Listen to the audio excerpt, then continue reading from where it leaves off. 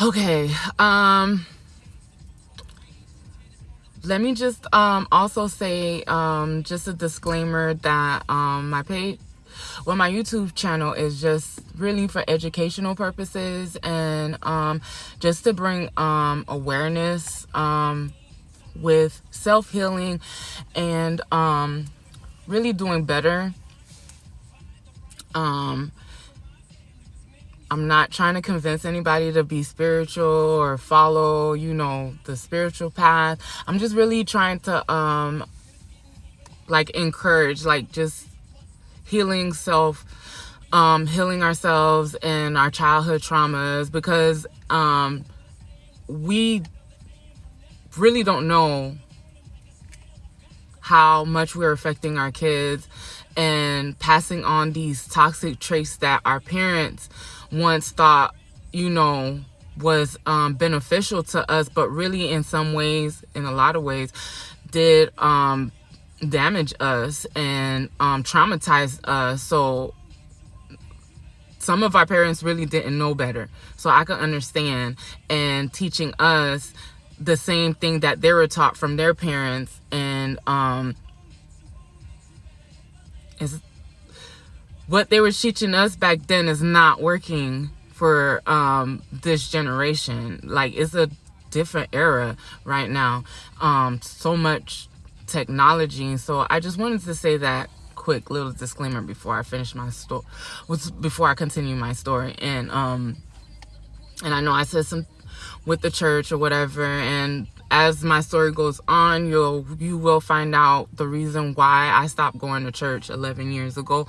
And I'm not trying to tell nobody to stop going to church. Don't go to church.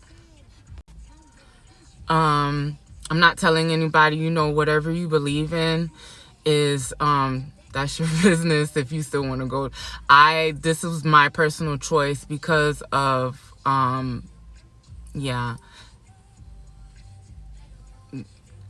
but if you don't do your research and really dissect the Bible, and it's a lot of contradiction in there compared to what they're teaching us. But that's my personal belief, because I'm stepping into spirituality. I've learned a lot about melanin people, and if you don't know who Billy Carson is, please go check out his channel. And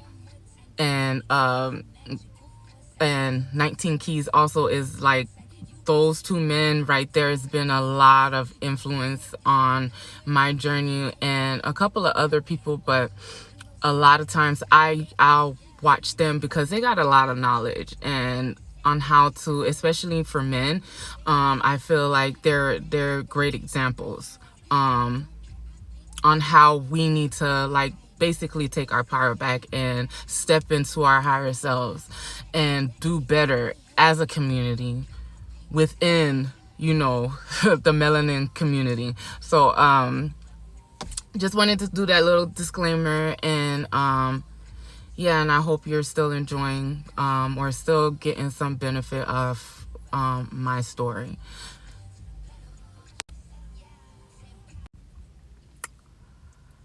Okay, so where did we left off? Okay, so my auntie's, I guess, daughter-in-law, whatever, made the decision that she didn't want us coming over there anymore.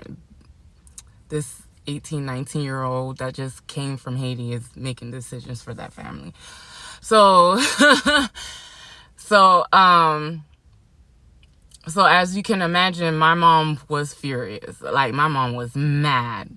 I don't remember, but I know we stopped going over there as much, because then my mom found Mr. Charlie that used to pick us up from school and then drop us off home. And at the time, I think my brother was still a baby too, because it was just me and my sister in school.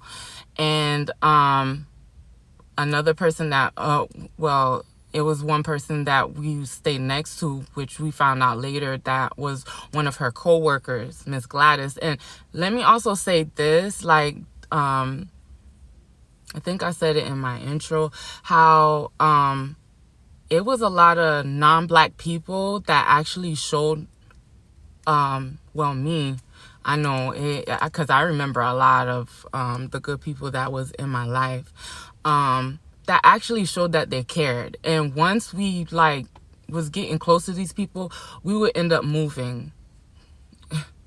And which was sad, because her name was Miss Gladys. She was Puerto Rican, and she stayed right next to us, and that's who was watching us after school. She stayed next door. I remember she had 2 boys, so we would be still in our house, but whenever we need something or we needed her or whatever, we would just, you know, go to her house, knock on her door, so that way she can, you know, help us with whatever we need. But a lot of times my mom already had food already there for us, or we could eat cereal or something like that in the house, so we didn't really bother her too much because we had our TV. And like I said, we grew up real poor, so I just remember having Channel 7, which is Fox News here in Florida, and then we had UPN WB, I believe, that was Channel 33. And that's sad, like, how I can still remember that. That's so sad, because that's the only channels we had to watch. So it was 33, 39, and PBS. That's all we had to watch. So I was watching, when cartoons would go off at a certain time, we were watching like sitcoms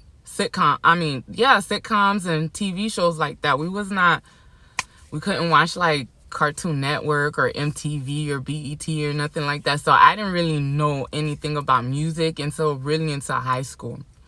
So being that we wasn't going to my auntie house anymore, we was at my mom's house. I think my mom ended up meeting somebody. I'm not sure with the timeline or whatever, but like I said, a lot of times I would get in trouble because either I was telling the truth, or like my second oldest, she's just the same way. Like, she doesn't know how to lie. She'll tell you the truth a lot of times.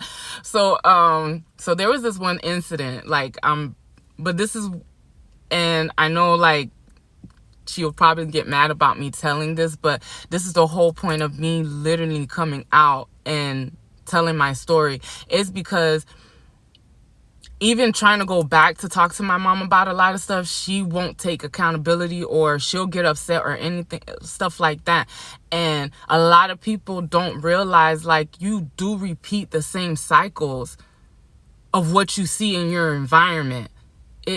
No matter how many times you'll tell yourself, that's never going to be me, that's never going to be me, I'm not going to be that stupid, I'm not going to be this, and I'm not going to be that, you end up falling into that cycle and not even knowing it, and then wondering why you still keep attracting these type of dudes, or you keep putting yourself in these situations, especially when you don't have good people around you. And mind you, Miss Gladys was like really sweet, really, like, I mean, she was still spicy or whatever, but she was still a positive influence, I feel like, in my mom's life.